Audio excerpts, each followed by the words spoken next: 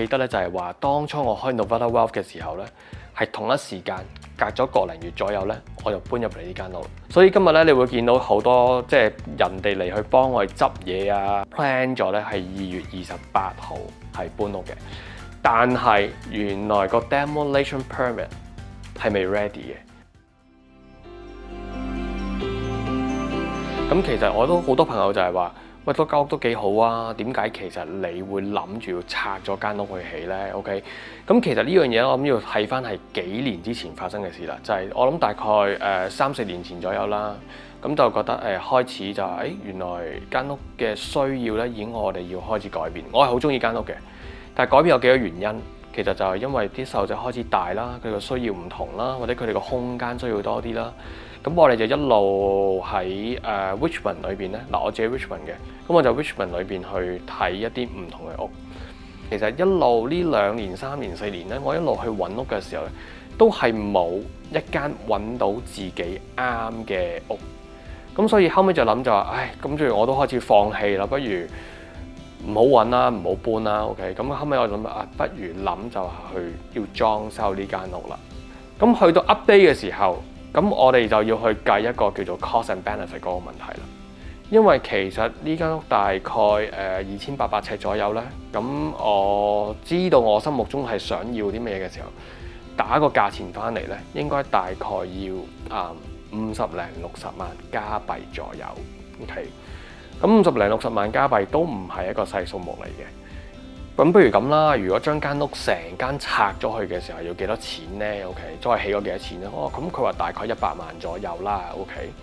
咁我覺得就係如果今日我留翻間屋個殼去拆咗，就要大概80萬左右，同埋起一間100萬嘅時候，係相差20萬嘅分別嘅。但我都會選擇就係拆晒成間屋咯，因為第一，我個 procedure 都係一樣噶啦，因為我都要同 City of Richmond 去攞個 permit 去改個則。第二就係話，就算我改得點樣都好啦，條樓梯雖然我10年前係好中意，但係而家已經係滿足唔到我需要啦。因為其實我個需要除咗係我之外，仲有我屋企啲小朋友啦、我太太啦、家庭嘅需要啊嘛。咁所以呢條樓梯咧，我真係要放棄咗佢。咁我就決定咗就係話，不如拆咗呢間屋去啦。同埋另外一個重要嘅原因咧，就係話，當我就係話想留住個殼嘅時候咧，就算我今日拆晒啲牆裏邊嘅嘢嘅時候咧，可能應該仲有啲 surprise 嘅嘢咧，我係預計唔到嘅。咁我計咧就話10萬8萬咧，應該都走唔得噶啦。咁不如我就一次過拆晒佢，做同一個 procedure， 重新去 build 一間新屋咧。咁我覺得反而呢個係會最理想嘅選擇啦，會係12月中左右嘅時候咧，就揾到我哋即係大家去即係揾到最中意嗰個設計嘅圖方案啦。咁我哋12月中左右咧，就將佢 submit 咗去 City of Richmond 嗰度等個 approval。咁咧到差唔多1月第2個禮拜左右，第3個禮拜咧，其實 City 先至再翻嚟就係話，我睇咗呢個圖啦，有啲嘢唔符合佢哋嘅條件嘅。咁 back and forth 係改咗2次左右。咁然後咧到而家2月尾嘅時候咧，基本上咧嗰個 design 其實已經係 approve 咗噶啦。咁但係咧而家係 kick 咗喺一個叫 demolition permit 嗰個位度，即係話你拆屋都係要有個 permit 嘅嘛，你唔可以話立亂拆就 OK。因為其實拆屋有2個重大嘅條件嘅，即係如果你話喺BC 省或者溫哥華或者即係 Richmond 都好啦。其實第一就係話間屋有冇石棉。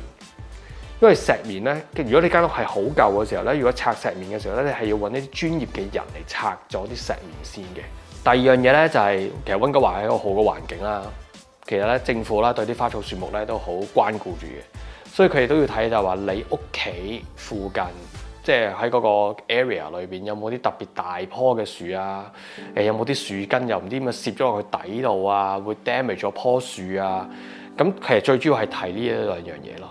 咁其實我覺得一路拆屋嘅時候要學多啲嘢喎。原來咧我哋拆屋咧又唔係簡單到咧咁樣揾架嗰啲叫刮泥機嚟咧就咁刮咗佢，成個刮走咗就咪 OK 咯。原來唔係喎，即係其實咧原來你見到呢啲牆身咧叫 dry wall 咧，原來又唔可以就咁拆喎。即係佢係要拆走咗先嘅，其他嘅嘢先至可以就咁話攞個刮泥機就咁刮爛咗佢就 OK 咯。咁我諗就學多咗新嘅嘢啦，呢個會係。其實以前呢間屋咧住落去咧，咁就當然有個印象喺度啦，但係而家好似拆到咁樣空晒咧，又完全啲好唔同嘅嘢，咁就都好期待今日嘅，咁就唔捨得咁有少少啦，因為呢間屋都住咗10年啦，希望都，咁亦都，但係亦都希望係可以盡快搞掂，去 looking forward 住嘅生活。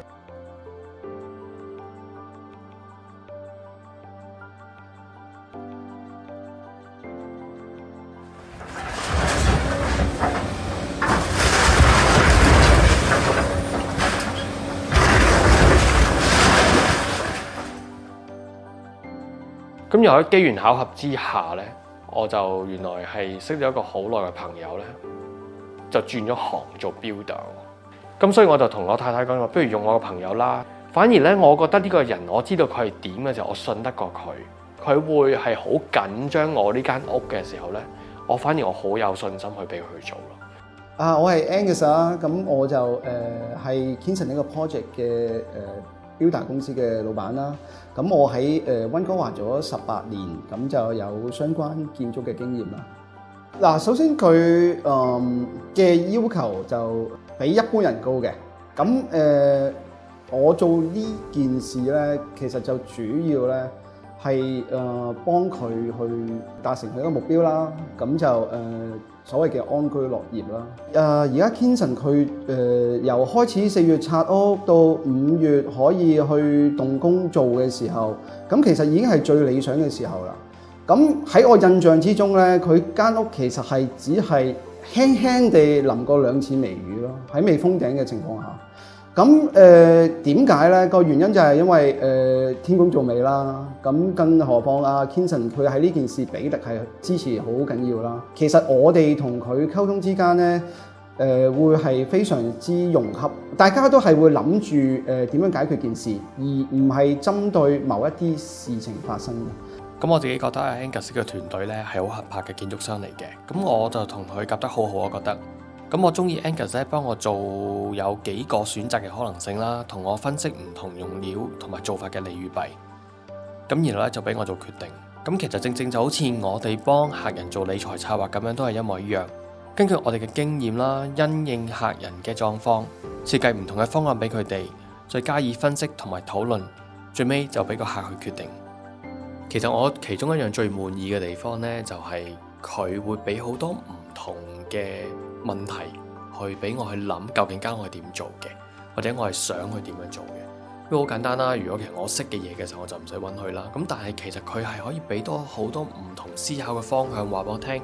其實呢間屋去做嘅時候，可以做呢樣啊，或者做嗰樣嘅時候，可以俾我諗一啲唔同嘅嘢，係俾我 think outside the box， 去諗我哋自己嘅框框以外嘅嘢。咁變咗係間屋係有好多唔同嘅層面上嘅改動嘅，亦都係令到我更加滿意咯。